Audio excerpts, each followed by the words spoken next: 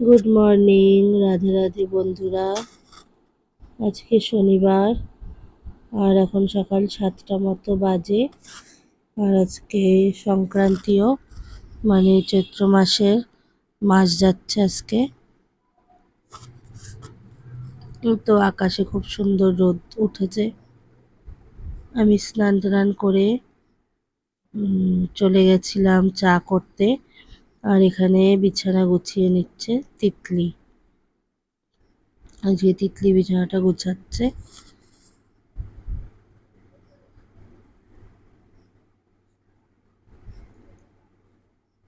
সকালবেলায় বিছানা না গুছালে সারাদিনে আর বিছানাটা গুছানো হয় না।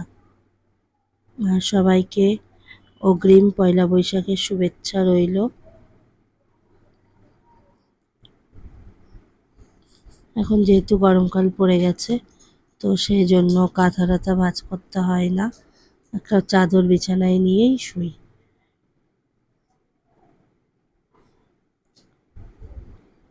তো কারা এমন আছো বন্ধুরা, আমার মতো এরকম সকাল সকাল কাজ গুছিয়ে করতে পছন্দ করো? এই কাজটা হয়ে গেলে আর স্নান করা, পুজো করা, এইগুলো হয়ে গেলে মনে হয় কি সারাদিনে আর কোনো কাজ নেই। সত্যিই আর কোনো কাজ থাকে না, তখন শুধু রান্না বান্না খাওয়া দাওয়া কাজটাই থাকে। তো আজকে সকালে রান্নার তেমন কোনো চাপ নেই।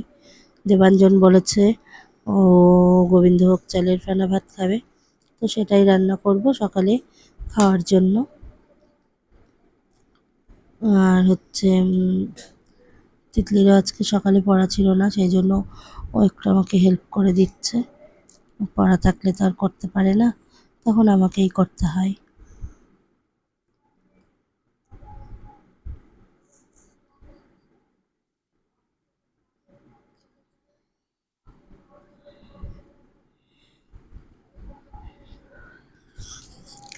বছরের শেষ দিন, আশা করি সকলেরই ভালো কাটবে। আর নতুন বছরের শুরুটাও সবার ভালোই হবে। তো আমাদের খাটে অনেকগুলো বালিশ লাগে, তিনজনের তিনটে কোল বালিশ। আর দেবাঞ্জনের মাথার কাছে একটা কোল বালিশ দিই, যাতে ও দেয়ালে গুঁতো না খায়, সেই জন্য 4টে কোল বালিশ লাগে। আর বালিশও আছে 4টে 5টা মতো। মানে চারিপাশ দিয়ে, দেবাঞ্জনের চারিপাশ দিয়ে বালিশগুলো দিয়ে দিই। ও ছোটো তো, সেই জন্য, যেহেতু এতগুলো বালিশ, তো সেই জন্য মানে একই কভার পরানো সম্ভব হয় না। বিছানার চাদরের সঙ্গে দুটো থাকে, আর তো অন্যতা পরাতেই হয়।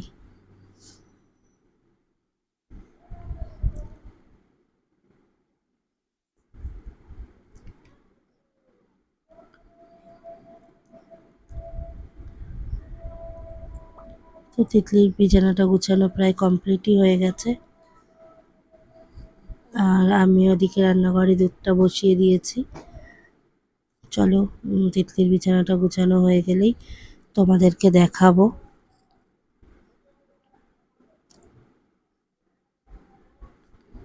যেহেতু কালকে উপোস ছিলাম, আজকে সেই জন্য একটু সকাল সকাল খিদে পেয়ে গেছে, সেই জন্য তাড়াতাড়ি করে আমি চা করতে গেছি, দুধ জাল দিয়ে চা করছি। আর তিতলি বিছানাটা গুছিয়ে নিল। সকালবেলা উঠে এটা করাও একটা বড় কাজ।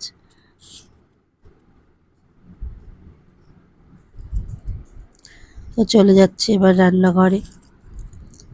গ্লাসের মধ্যে, কাপের মধ্যে কেশর দিয়ে নিয়েছি।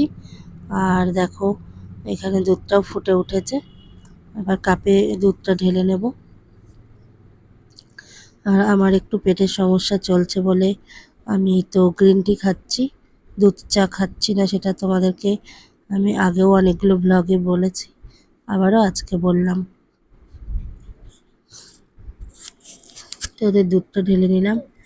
এইবার আমার চাটা আমার জন্য, আর যে কাজের মেয়েটা আছে ওকেও গ্রিন টি দিচ্ছি, একসঙ্গেই করছি। তো জলটা ফুটে উঠলে আমি চা, এই টি ব্যাগটা দিয়ে দিলাম। আর টি ব্যাগ দিয়ে চা করলে একটা সুবিধা কি, চা ছাকাছাকি করতে হয় না। আর এই যে আমরা খেতে বসে পড়েছি, রান্নাঘরের বারান্দায় চা খেয়ে চলে যাচ্ছি রান্না করতে। দুপুরে রান্না করার জন্য কী কী গুছালাম দেখো। ঢ্যাঁড়স চচ্চড়ি করব, তার জন্য ঢ্যাঁড়স কাঁচা লঙ্কা চিড়ে নিয়েছি। আর ঢ্যাঁড়সের জন্য এরকম লম্বা লম্বা করে আলু কেটে নিয়েছি। আর করব ছানার বড়া করে ঝোল করব, তার জন্য আলু পটল ভাজা করব, উচ্ছে চচ্চড়ির জন্য উচ্ছে আলু। আর যে কাঁচা পাকা লঙ্কা দেখা যাচ্ছে আর একটু আদা দেখা যাচ্ছে না, ওটা আমি মশলাতে দেব, ছানার তরকারির মশলাই। আর বড়ি নিয়ে নিয়েছি উচ্ছে চচ্চড়ির জন্য। তো কড়াইতে তেল দিয়ে ঢ্যাঁড়স চচ্চড়ির জন্য আলুটা ভাজতে দিয়ে দিয়েছি। আর আজকে অনেকগুলো জামা কাপড় কাচাকাচি করেছি, আমার শাশুড়ি মা মেলে দিয়েছে। প্রচণ্ড রোদ্দুর বাইরে আজকে। আর এই যে আমি এবারে লবণ হলুদ দিয়ে ঢ্যাঁড়সটা এইভাবে ভেজে নেব। আর ঢ্যাঁড়সটা আমি পোস্ত দিয়ে করব না, করব সর্ষে বাটা দিয়ে। সেই জন্য আগে আলুটা ভেজে নিয়েছি, নিয়ে ঢ্যাঁড়সটাও খুব ভালো করে আলুর সঙ্গে আবার ভেজে নেব। নেওয়ার পর এই যে সর্ষে বাটার জলটা দিয়ে দিয়েছি, আর জলটা ফুটতে শুরু করেছে। তারপরে নামিয়ে আমি উচ্ছে চচ্চড়ির জন্য উচ্ছেটা ভেজে তুলে রেখেছি। অবশিষ্ট যে উচ্ছে ভাজার তেল ছিল তাতে আমি বড়িটা ভেজে নিলাম। আর যেহেতু এখন খুব গরম পড়েছে আর আমারও পেটের কন্ডিশন ভালো যাচ্ছে না, সেই জন্য তেল মশলাটা আমি খুব কম ইউজ করছি। যখন আবার শরীর ভালো থাকবে তখন ভালো করে খাবো তেল মশলা দিয়ে। তো বড়িটা ভাজা হয়ে গেল, তারপর আলু দিয়ে এইভাবে ভেজে নিচ্ছি। দেখো কড়াইতে কোনো রকম বিন্দুমাত্র তেলের বংশ নেই। এভাবেই আমি আলুটা ভেজে সর্ষে বাটার জল দিয়ে দেব। তারপরে পটলে লবণ হলুদ মাখিয়ে রেখেছি, পটলটা ভাজবো। আর তিতলি এখানে ছানাটা চটকে দেবে আমাকে।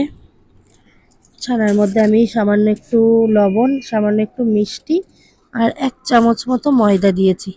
ময়দা বেশি দিলে না বড়াটা নরম থাকে না, শক্ত হয়ে যায়। তো চটকে নেওয়া হয়ে যাওয়ার পর বড়ার আকারে শেপ দিয়ে রেখেছি। পটল ভাজছে, পাশে ভাতও ফুটছে। পটল ভাজা হয়ে গেলে বড়াগুলো ভেজে নেব। তো পটল ভাজা হয়ে গেছে, এবার আমি বড়াগুলো ভেজে তুলে নিয়েছি।